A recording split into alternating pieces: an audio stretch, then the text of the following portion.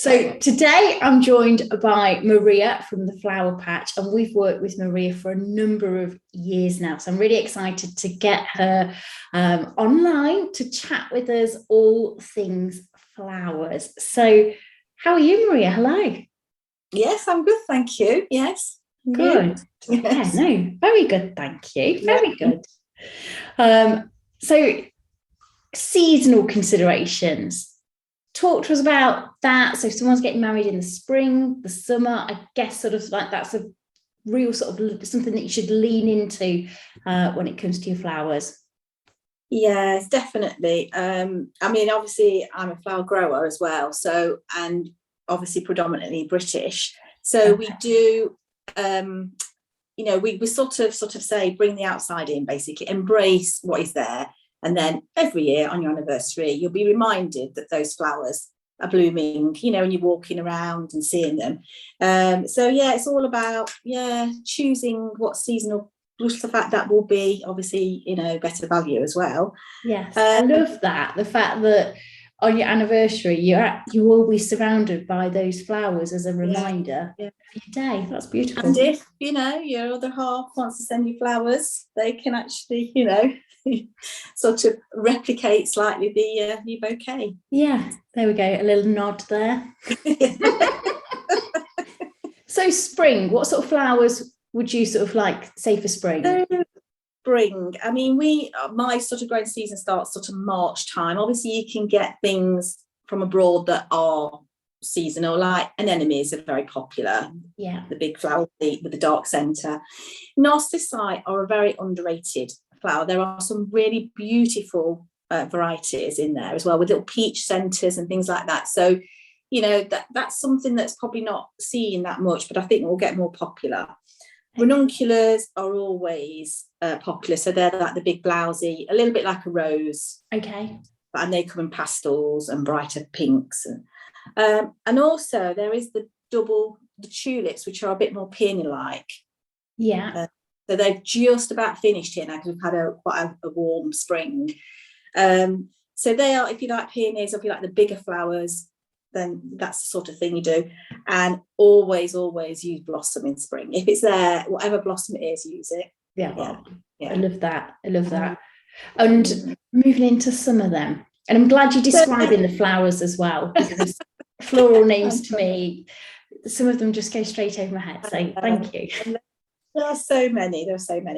See, summer, obviously, people like, they think of roses and peonies in early summer, sweet peas, and they are all lovely. I love them all.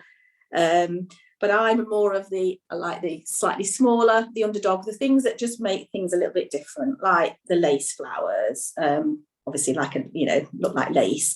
The more the meadowy. I think it's really nice to get a lighter, softer feel in the summer, sort of your daisy, your cosmos, spires, delphiniums, I suppose, and there's lots of like nigellas, just the nice sort of, just to make it a little bit more softer in the summer and lighter feel. That's what I prefer. I mean, I love a garden rose. Yeah, I don't obviously like the imported roses, but the garden roses are lovely. If you want a fuller garden gathered bouquet, or you can go for a more meadow style one. Yeah. So yeah, perfect. What about sunflowers? Are they a good? Sunflowers, a little bit later. So maybe typically, obviously, with it, like they can be 2 or 3 weeks difference in the natural seasons in this country, from down south to up in Scotland. Okay, yeah. So I would sort of say I've got a sunflower wedding in August, so that's just slightly later, I find. Yeah. And sunflowers, lovely. I like to grow them really close together, so they're slightly smaller headed, so they're not too big to work with. I was just going to ask, is sunflower a flower that you grow as well? I grow more to if my brides want them more. I don't naturally grow a lot, but yeah. So I guess there's a lot of planning ahead for you, isn't there, with regards to what you are going to be growing? Yes, yeah. And I also work with another local grower and sort of liaise with her and say, I've got these weddings, if I need backup or need extra, if it's a larger wedding, so we can do that. Yeah, that's good. So that's a nice network to have there. So then sort of going into sort of later in the year, into the autumn. Yeah, autumn is beautiful. Obviously, we've done a lot of autumn showcases. The dahlia, obviously, is the star of the show, probably there. All rich, nice, lovely colours, and they come in those pom-pom shapes, and they are getting more popular, and you are more likely to get British dahlias because they're not a flower that travels so well. So you would have to, and obviously then you've got all the grasses and the seed heads and all those textures as well, which are gorgeous. Excellent. Yeah. So I'm sure you've seen it over the years, sort of trends change. What do you see sort of up and coming trends happening? I think the garden inspired bouquets and that look will continue. I'm sure it will, and I think hopefully that's more sustainable as well. And just like the meadow style as well, just all natural, because that's the way we're going, really, isn't it? And I'd like to use, I think the dry flowers will continue. Yeah. It's a really good way of using texture in the bouquets. You get them to eat them, can't you? You can obviously take your bouquet home, keep it forever, or restyle it and put it in a vase. So I think the dried flowers will definitely, and that is a good sustainable flowers, but as long as I'm not a fan of the bleached or dyed with chemicals. So there's a lot of chemical bleaching going on. And no, I'm obviously not a fan. Not a fan. Trying to be as eco as possible. I'd try to steer anybody away from that. Yeah, no, I completely agree. You've mentioned their sustainability quite a lot, and it's definitely sort of high on the agenda now, isn't it? And tell, obviously you're a British grower, but sort of explain to us a little bit more about sort of things that people can be a bit more mindful of, or your approach to it as well. Yes, let me just have a look. I did make a few notes. There's lots of things to think about. Obviously, obviously choosing the natural British seasonal flowers. So what is in season at the time, that is going to be the best way, sustainable, because then you're not using air miles of flowers that have flown in. Yeah. Also, the flowers that are flown in are pumped with chemicals to keep them in a sort of a state of nothingness, I suppose, until they're then having to use chemicals then to bring them back to life. Yeah. So that's another thing, though, chemicals. Also, obviously, flowers grown en masse abroad, they use a lot of pesticides that we're not actually allowed to use in this country as well. So that's another thing. Okay. Yeah. So really, if you can choose, so if you like certain flowers and they're not in season, try and get married basically when those flowers are in season. If you really have those flowers, so tap into sort of locally grown seasonal flowers. Yes, if you can. I mean, they're all getting a lot more growers coming on board now, and it will take a few years to get the supply that we need. Yeah. The demand. But I think a lot of florists now are using, some British at least, when they can. Yeah. Good. So always talk to your florist about that. Obviously, we've mentioned dry flowers. They are a good way of, using, well, obviously they're not, as long as, like I said before, they're not sprayed or keeping them as natural as. Yeah. And what about the green foam? Right, okay, do not use floral. So is that what you'd call the oasis, the green foam? Yeah. Okay. So it is a plastic. It is total plastic. Tiny particles are going actually back in the water source, and they're in the sea. We know they're in marine life, and then obviously that will probably get back into our water source as well. So we don't use that. So again, talk to us about arrangements that won't need that. Okay. There are alternatives, and there are different ways of looking at it, of doing arrangements without. So really, be mindful of that. Yes. Yeah, that's good to hear that you can kind of move around from that. There's alternatives. I'm sure it kind of taps into a bit of a skill as well from yourself as a florist about how you then arrange flowers.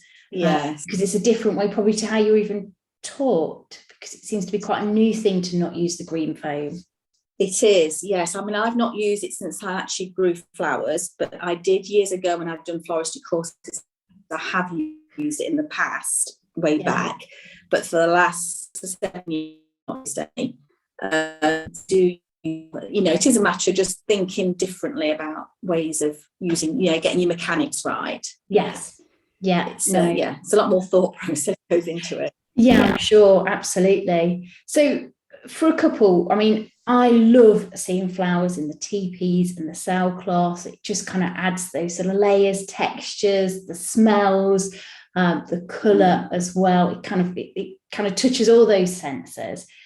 But for a couple, how can they make their budget go a little bit sort of further with flowers? Any sort of tips or advice there? Yeah, I mean, I think you're lucky with you've got a blank canvas like the sailcloth, and you've probably got access to it the day before. So you can do some of the florals yourself. I mean, I sell buckets of flowers as well for some of my customers that want to do simple table flowers themselves, because that just saves a little bit of time. Because even though the bottles, you don't think, oh, there's only a few flowers in there, it takes a long time for florists to do that. You've got to fill them all with water.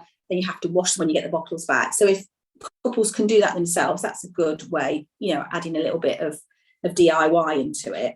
Yeah. Also, like, you can repurpose flowers. So we did a wedding not long ago where they had like meadow style flowers, and we put them down, obviously, in the ceremony. We had some on the floor, some on tall stands, and then we moved them after the ceremony. They were table centerpieces. Perfect. So sort of like ceremony, and then, like you say, moving them over. Yes, onto the table centerpieces afterwards, or even like behind. Like we've done milk churns, are quite popular still for vintage look, and if people are getting married in churches, they tend to have them in the front of the church, and then we can take them back. We've done that quite a few times, and then they can have them in the ceremony or outside teepee or marquee. So repurposing flowers, think of how you can do that. And also sometimes probably just having a bigger statement piece or like an entrance. Yeah. So sort of go big on a statement piece and sort of smaller on the tables. Yes, I think it's, sometimes that's, if you've not got a big budget, that's probably the best way to go. It's like thinking why you might have your photo. So it's photo opportunities. Yeah. Sort of, I mean, table flowers are lovely, but there's also lots of other things go on the table. Yes. Food. So yes, food, candles, wine, lots of drink.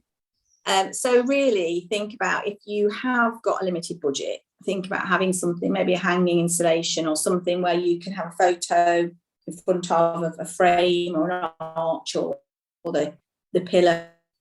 Yeah. Entrance that sort of thing, is quite good. Then we also talked earlier about using the bridesmaids bouquets or the bride's bouquet on the tables. Last week's wedding had did we have 9 bridesmaids? Oh wow. But I've done 11 this year. That somebody had 11 bridesmaids. Wow. So we then supplied vases so that they could then put them on the tables, or flowers on the bar. Depending on what flowers, if they've been out of water a long time, they can, obviously, some of them might flop a little bit. That's a really nice way, though, isn't it, to utilise those flowers throughout the whole day, if you can do. That's right. Yes, I guess it's thinking about having that vase there allocated to them. No, great. Yeah. And one other question I've got for you, sort of something that we're still seeing, which I can't believe, is foil confetti. We still occasionally get that in the teepees, which is a big no-no for us. We're kind of driving that message home as well. So sort of an alternative to that, is that something that you can assist with, Maria? Yeah, so we do. Obviously, there's always, I think probably most florists will probably be able to supply, because there's always, obviously, we always overbuy slightly, because you've got breakages and things with flowers. So always there's petals left over, so we can sometimes supply the fresh petals. But most of the time, I'm drying them. I fortunately have got sort of part of my workspace is it's not good for flowers, but it is good for dry. So I dry a lot of the time and store them in jars. Perfect. And I do supply quite a lot of my brides with dried petal. Perfect. Yes. Did you hear that? Yeah, no, absolutely. And we definitely need to encourage our couples to go for those dry petals as an option for confetti. And it appears that maybe a little bit of education still needed there.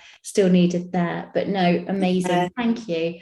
We think you're amazing, and we love it when you're in the teepees and sailcloth, and we love your approach to it all as well. So thank you for taking the time to chat with me today. And we look forward to welcoming you back in the teepees and sailcloth soon.